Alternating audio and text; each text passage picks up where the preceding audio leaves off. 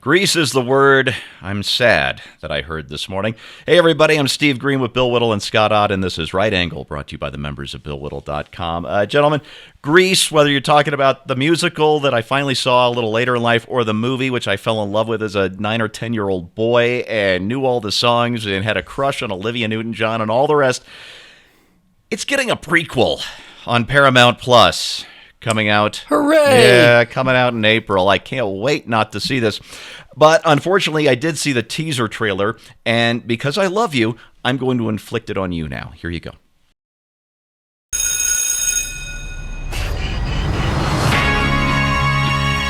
Ladies,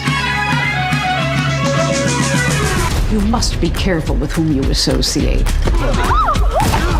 A girl's reputation is all that she has.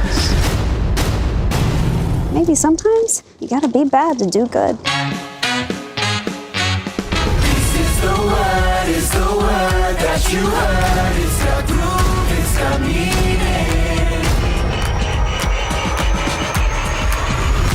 Things are about to get wild. This is the word. Grease, Rise of the Pink Ladies is the title. And I think what's really a shame is what they did to Frankie Valli's title song from the original 1978 movie, which is probably the best, disco-infused ode to 60s counterculture for 50s blue-collar kids ever. Sure. Certainly one of the top 5. Gentlemen, it's not just a musical. It's not just a prequel. The new series is about the experiences of teenagers at Rydell High in 1954. So this is 5 years before Sandy came from Australia to Rydell. And it's about kids with marginalized identities. According to one of the stars, Ari Notor Tomaso, who uses they-them pronouns because she's way too edgy for us swears. And instead of being about teens, being stupid about love and sex, like high school teens usually are, the all-new cast, and this is another quote from Ari, will represent another struggle that overlaps with things we're dealing with today, like racism. Because racism hadn't been invented yet in the 1950s. It was a much more innocent time, wasn't it, Bill? Yeah. When I think about the original Grease, obviously the thing that I remember most, of course, is the political struggle that's built into the storyline. And this is the meta point here, right? Everything is political now. Everything, and all of our history has to be. What they're doing. Look, first of all, let me say I predict this is going to have the same level of economic and critical success as Velma. So that's there you go. For those of you not familiar, they've done what is, by all accounts, the worst show ever made. A reimagining of Scooby-Doo told through the eyes of Velma and Daphne's gay and okay. And there's no dog. And there's no dog. Other than that, it's Scooby-Doo, right? Exactly. So the same thing with this, right? The first girl band, the first girl group ever, the Pink Ladies. Yeah, because 1955, man, if there was ever a time that was all about trans acceptance and that kind of thing, that would be it. Steve, the thing about this is, not only does it politicize everything, it is designed to retcon, retroactively, retroactively conform? Anyway, it's basically designed to rewrite our history, right? So those of us who saw Grease in the movie theaters in when I was a senior in high school in 1977 was just the most fun movie ever. That's why we loved it. And this is going to be a slog, right? It's going to be a walk down a long line being hit over the head with a stick by people who have something that they really want to beat into you. And it's going to fail, obviously, and it's going to get ignored just like Ghostbusters 2016, just like the all-female Ghostbusters, just like all the rest of the stuff. But it still hangs a bit of a tarnish on this.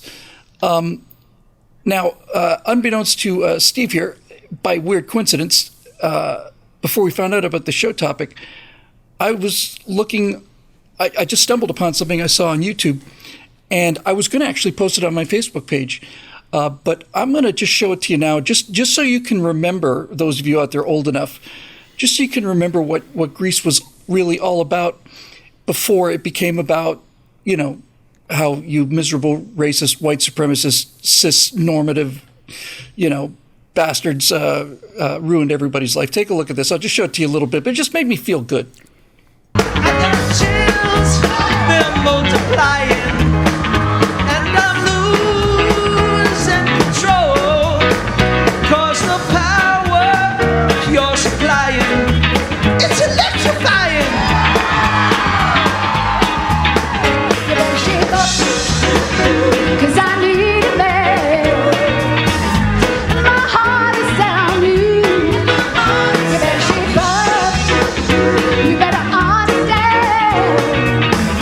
To my heart, I must be true.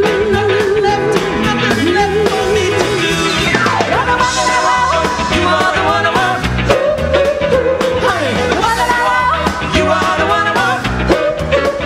Honey, The one that I want. you are the one I want. The one I need.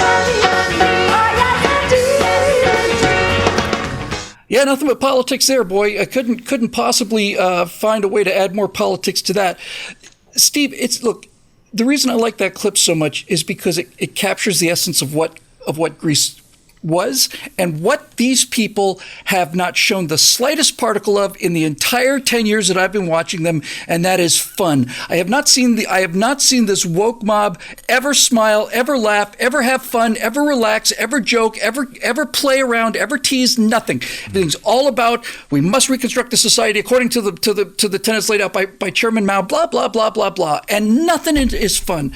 And then you see this clip of John Travolta's taken obviously not too long before Olivia Newton died a few years ago, and you just look at these two people who are friends. They became lifelong friends because of this movie, and they're just having a good time. And everybody in the audience is having a good time, and everybody watching in movie theaters having a good time. I don't suspect I'm going to be having a good time when I don't go to see Pink Ladies or whatever the hell that Ladies. is. I have a theory. Any movie title that has "Rise of" in it is going to suck. And I'm not sure that's ever led me astray. Oh, and by the way, Grease, of course, is about a bunch of guys, right? And now, of course, in accordance with our new Insect Overlord instructions, this series will be about a bunch of girls because everything's about girls now. Well, no, the they're stunning original and was about both. You had the guys, the gals, and yeah, but you're right. You're right. I guess I just remember the male numbers a little better because they were a little more kicking. Because you were identifying with them. Yeah, man, Grease Lightning, you kidding? That was awesome. That's a Camaro. great I was number. pulling spark plugs out of that baby. I was feeling like a champion. Yeah. And I didn't realize until I was much older just how naughty some of those lyrics were. It's good, clean fun with a little bit of a naughty side. Who doesn't love Good, that? clean. There was a societal debate about whether or not the term P-Wagon was admissible in this song on Grease Lightning, right? It's a real P-Wagon, Oh my God, I don't know. Now, that's the name of one of the characters. I'm afraid you're right. Just judging by the trailer and what the stars have said in the various news releases came out on Monday and Tuesday, okay, so I think part of the charm of Grease, Scott, was you had the nice kids and you had the bad kids, and two of them from these two different groups, they fall in love, and they don't have to change for each other. Is sort of the sweet message of this silly musical. He tries to join the track team to impress her, and she tries to dress all naughty to impress him, and in the end, they really just love each other for who they are, and I love that. It's really sweet. But again, judging by what we've seen of Rise of the Pink Ladies, you're going to have your oppressed, marginalized kids and your oppressive, heteronormative kids, and the heteronormative kids are going to learn to be less fascist by listening very hard to the oppressed weirdo kids as they sing and dance about what it's like to be oppressed. I guess they thems just want to have fun, right, Scott? Well, a couple of things I thought of. First of all, I thought like pink ladies, aren't those like cookies or some sort of tropical drink, or I forget where have I heard that term before? Don't go to a bar in Texas and order a pink lady. Or just don't. So that was the first thing that occurred to me. The other thing is, I guess we should be honored, and by we I mean we geezers. And I think they need to change the phrase "Okay, Boomer" to say "Thank you, Boomer," because we find that your cultural icons were so compelling that we need to co-opt them in order to carry our message.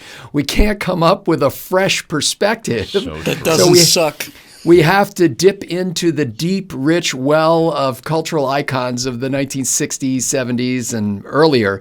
And so this is really kind of a tribute to our generation for which we should be honored. The other thing is kind of what's next? I mean, are we going to have Oklahoma, the rise of the haystack hose? I mean, what's coming up? Well played. So, it's... I unlike Seven Bill, Brothers for Seven Brothers. That's going to be the next movie. That's going to tap into our rich cultural heritage. I'd rather you not refer to me as a brother, said brother number 6. I guess I did not see the movie over and over like Bill and his friends did, but I do remember it. I mean, who could escape the songs at that time, which were being played in constant rotation on the radio, and that iconic love story. It is a Montague and Capulet story. It's a boy and a girl from two different worlds who come together, and in this case, like Steve said, one tries to change the way he is, and the other tries to change the way she is, and trying to connect, and they find out that they were loved as they were. It's a love story. It's not a political diatribe. It's not some revolutionary manifesto. And in that trailer that you just showed, I forget exactly what the line is, but that sort of line of sometimes you gotta be bad to do good. I'm thinking, well, gee, the original movie's message was almost exactly the opposite. It was like, sometimes just be yourself. It's like you don't have to put on airs. You don't have to do something terrible. He fell in love with her, and she fell in love with him because of how they were. So anyway, I wish them all the best of luck trying to transform this lovely story into something that'll play well at the next DNC meeting. But like Bill, I think it's going to be a struggle uphill all the way. You just reminded me, Scott, because you brought up Romeo and Juliet, which, of course, is two teenagers who fall in love and die. Yeah. Not nearly the cheerful That's not ending. the point I was making, though. I know. But you reminded me that the original treatment, I don't know if it ever made it to a full script for Pretty Woman, has him leaving her at the end, and she ends up, in the street addicted to heroin. And somebody took a second look at this and said, there's a much happier movie in here, and why don't we make that movie instead? And thank goodness, because what a sweet, silly, unbelievably stupid and entertaining movie that was. And I like an entertaining movie. I'm crazy Requiem like that. for a Pretty Woman, it sounds like. Requiem for... Said it sounds like Requiem for a Pretty Woman. That's no good. That's no good at all. But it occurs to me that streaming, in the case of these, not all streaming, but in general, streaming might be the worst thing to have happened to TV and movies. And the reason is you've got these big Hollywood budgets that no longer have to appeal to mass audiences. So they're throwing all of this money on what is essentially art house fare. If you want to make a movie about the rise of a sort of rebel, lesbian, whatever clique in a high school, I think there's probably a movie to be made in that. It's just not going to be a movie with big mass appeal. So you make it on a smaller budget, and in the olden days, it would show at the one art house theater downtown, or go direct to video if it were the 1990s or later, and it would find its audience, as these things always do. But when you throw big money at what are small projects, you end up with Disney Plus, which lost $4 billion last year. $4 billion is what Disney Plus lost last year. And they had The Mandalorian season 2. So, they should have been making money. But no, they throw big money at tiny little niche things like Rise of the Pink Ladies. And what can I tell you? I won't be streaming. All right, that's your right angle on that, brought to you by the members of BillWhittle.com. And just a reminder, if you've been watching these shows for free, God bless you. But please consider becoming a member of Bill Whittle, becoming one of our sponsors. So go to BillWhittle.com, join us today. Thanks so much for watching. We'll see you next time.